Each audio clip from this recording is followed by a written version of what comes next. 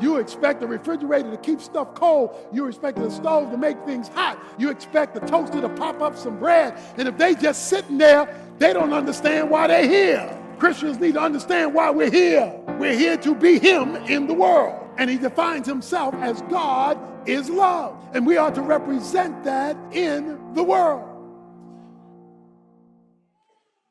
So the question is, what do we mean by love? This word gets thrown around a lot. I love chocolate cake. I love ice cream. I love that movie.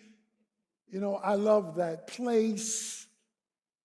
We confuse the word love with like. Like involves an emotional attachment to something. When I like something, it means I enjoy it. That's the word like. But it gets substituted for the word love. The Greek word for love is agape. It's verb form agapao, and it has to do with a decision. Biblical love does not start with an emotion. It starts with a decision. Like starts with an emotion, because it's how you feel about it. Biblical love may or may not include an emotion. That's why God can command you to love your enemies. He's not telling you to feel good about somebody that hates you. He's talking about making a decision. So let me give you a formal definition of biblical love. Biblical love can be defined as the decision to compassionately, righteously, responsibly, and sacrificially seek the well-being of another. Let me say that again. Biblical love is the decision to compassionately, righteously, responsibly, and sacrificially meet the need of somebody else. Okay? Love is a decision. That's why it can be commanded. Jesus called it the commandment. What is the great commandment? You should love the Lord your God and your neighbor. He says love is commandable, and you command decisions, not emotions. You can't command your emotions, but you can command a decision. So to love is to decide something. What you are deciding in biblical love is to be of benefit to somebody else that has a need. You're making a decision to execute compassion because of a need. Okay? So there's a need. You're going to be compassionate about it, and you make the decision. Once the decision is made and the action taken, love has been expressed, even if there's no feeling attached to it. Now, you want feeling because you want to like what you love. And that's good. We should want to like what we love, but we can also love what we don't like. Because biblical love, God so loved the world that He gave. He wasn't doing flips about the death of His Son, but He saw a need. And because He saw a spiritual need, He made a decision, even though it was costly to His Son. So love, biblical love, not cultural love, not Hollywood love, but God's love starts with a decision and often grows into a like. Okay? When a man says, I don't love my wife anymore, or the woman says, I don't love my husband anymore, what they're generally saying is, I don't like him or her. The emotion is gone, the fire is gone, the passion is gone. That's what what they do is they turn like into a love decision. But biblical love starts with a decision, and it can grow into an emotion. He says in 1 John chapter 3 these words, verse 16. We know love by this, that He laid down His life for us. He did something based on our need. And we ought to lay down our lives for the brethren. But whoever has the world's goods and sees his brother in need and closes his heart against him, how does the love of God abide in him? Little children, let us not love with word or with tongue, but in deed and in truth. Love is not just what you say, it's what you do. And the way you know you're not loving is you have the capacity to do it, the opportunity to do it, and you make yourself not do it. He says you close your compassion. That is, you force yourself. I'm not going to do it. You can, you should. There's an opportunity to, but you say, oh, you force yourself away from it. That's why he says in verse 17, you close your heart. You shut it down. You decide not to love. You decide not to express it. He says, when that happens, the love of God is non-operative in you. That you're not operating with God's definition of love because like has gotten in the way. I don't like that situation. But the key is that you have to understand you were saved to be an aqueduct, not a reservoir. You were saved to be not a cul-de-sac, but a conduit. When God put his love on you and me, he wanted it to flow through you, not stop with you.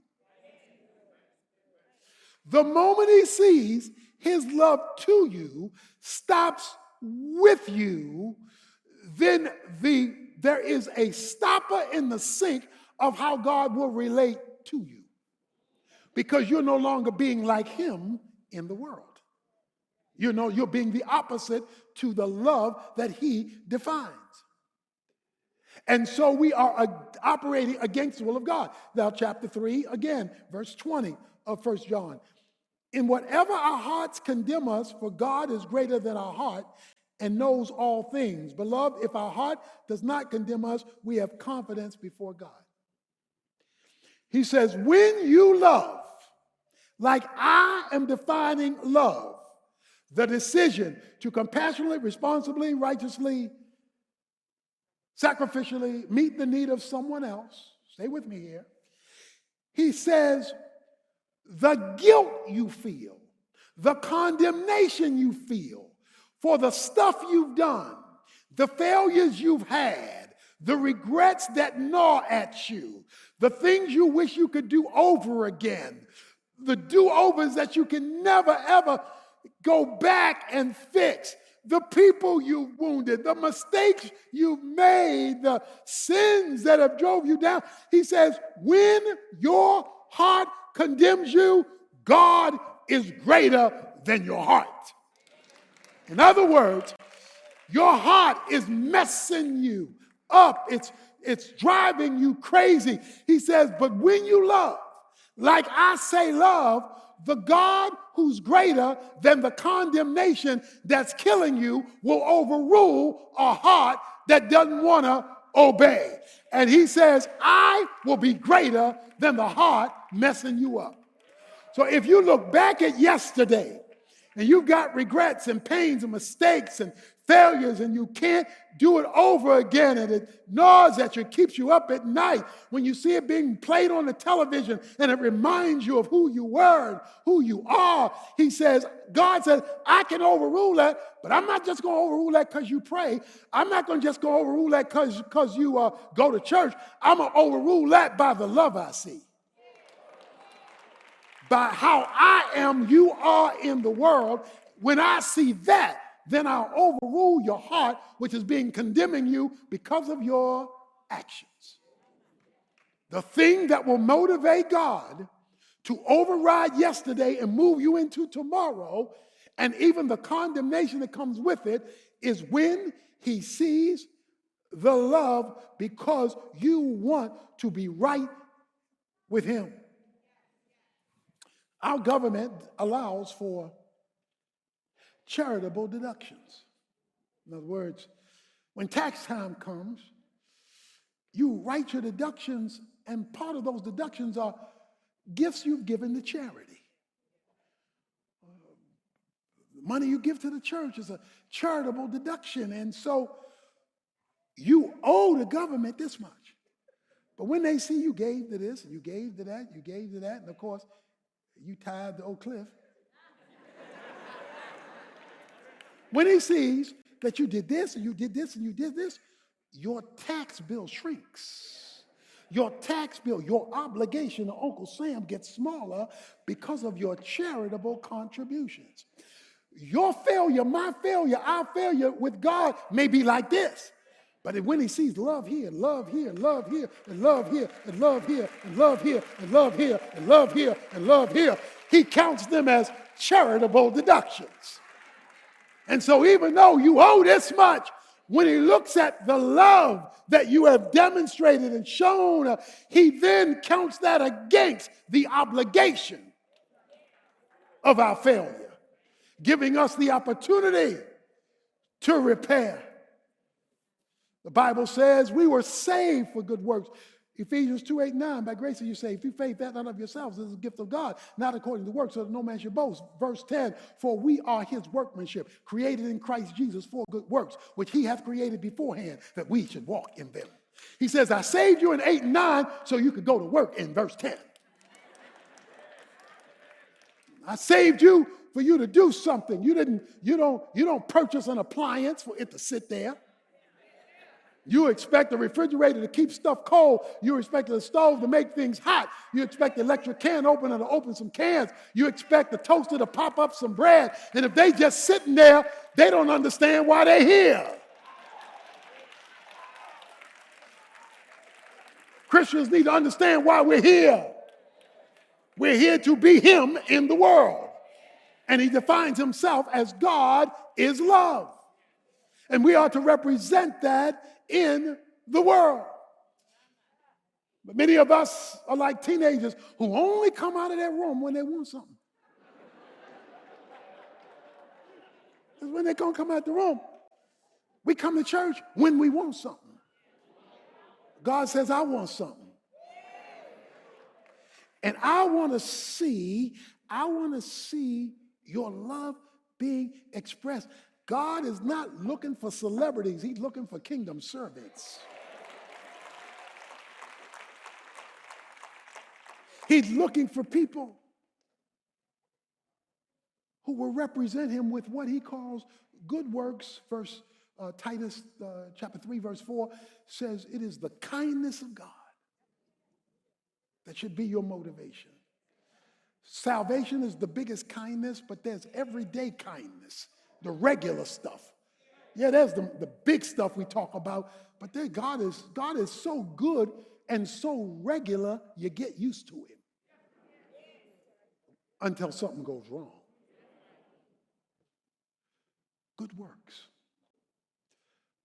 Well, I need to define good works. It says we are his workmanship created for good works. A good work is more than a good thing. Sinners can do good things. Atheists can do good things. You can have a person who hates God but is a good neighbor. Okay? In other words, you don't need a religion to do a good thing. But that's not a good work. A good work in the Bible is a good thing to which God has been attached. Matthew 5:16 says, let your light so shine that men see your good works and glorify your Father who is in heaven. If God is not attached, it's a good thing, but not yet a good work. So a good work is the attachment of God to a good thing. Now, because God has been brought into the equation and God is love and you are representing God by the loving act that you do, now God is attached to the act, making it a good work for which you get credit for the future and also repair of the past. Because now you are involved in good works. You're involved in good works.